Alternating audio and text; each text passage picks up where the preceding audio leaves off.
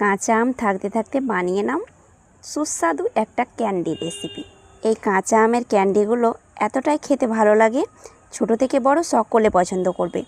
আর বানানো খুব সহজ, অল্প সময়ের মধ্যে বানিয়ে নিতে পারবে আর বছর জুড়ে সংরক্ষণ করে রাখতে পারবে।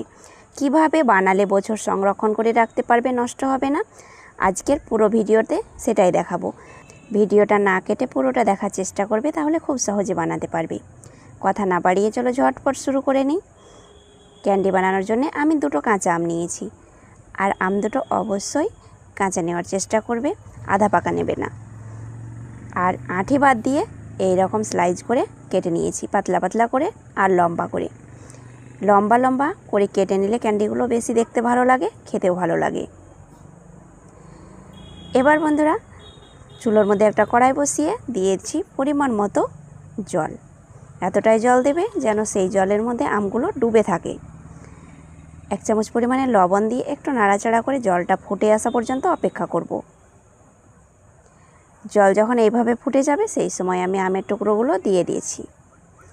আর আমের টুকরোগুলোকে কেটে নেওয়ার পরে জল দিয়ে পরিষ্কার করবে না, প্রথমে আমটাকে জল দিয়ে পরিষ্কার করে ধুয়ে নিয়ে কেটে নেবে। ঢাকা দিচ্ছি কিছুক্ষণের মতো। কিছুক্ষণ পর ঢাকনা খুলে নিলাম। এবার বন্ধুরা, একটা কাঁটা চামচে চেক করে নেব পুরোপুরিভাবে আমের টুকরোগুলো সেদ্ধ হয়েছে কিনা। দেখো, খুব সহজে ভেঙে আসছে টুকরোগুলো, খুব সুন্দরভাবে সেদ্ধ হয়ে গেছে। এবার আমের টুকরোগুলোকে একটা ছাঁকনি দিয়ে ছেঁকে নেব। আমের টুকরোগুলোকে একেবারে খুব সেদ্ধ করে ফেলবে না, যেন পুরোপুরিভাবে সেদ্ধ হয়, ভেঙে না যায়, সেই রকম সেদ্ধ করে নেবে। একটু বেশি সেদ্ধ হয়ে গেলে আবার প্যান থেকে ওঠাতে পারবে না, ভেঙে যাবে আর ক্যান্ডিগুলো পারফেক্ট হবে না।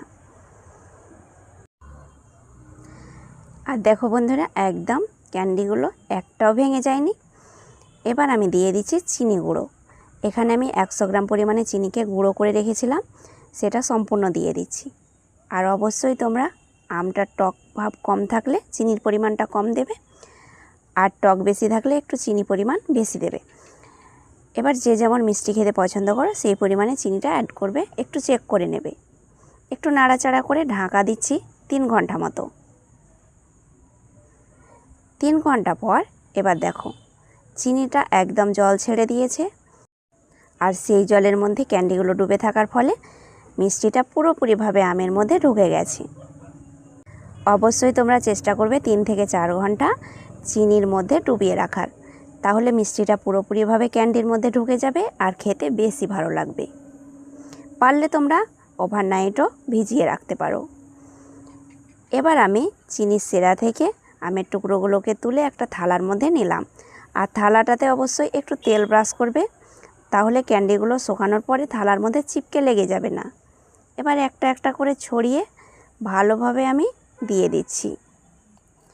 এরপরে সরাসরি নিয়ে এলাম ছাদের ওপরে, রোদ্রে ক্যান্ডিগুলোকে শুকিয়ে নেব প্রায় 2 দিন মতো।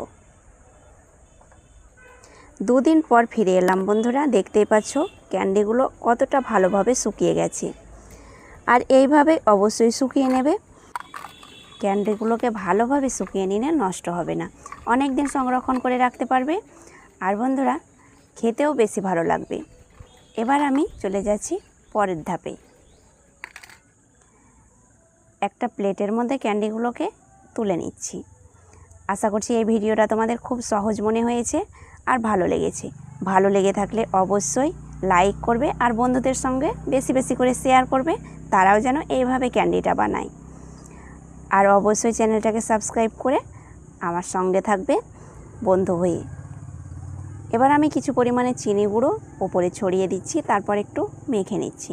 এইভাবে চিনি গুঁড়োটা ছড়িয়ে দিলে ক্যান্ডিগুলো দেখতেও ভালো লাগে আর বেশ খেতে মজার হয়।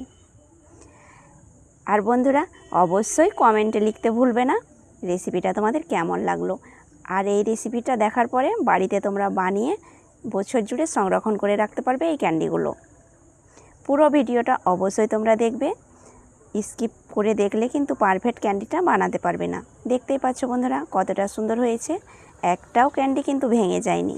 এইভাবে তোমরা কাঁচা আমের ক্যান্ডিগুলো বানিয়ে কৌটোতে ভরে রাখবে, মুখে স্বাদ থাকবে না, তখন 2-1টা করে বার করে খাবে, ভীষণ মজার হয়। আজ তাহলে এই পর্যন্তই, আবার আসছি নতুন রেসিপি নিয়ে। ধন্যবাদ।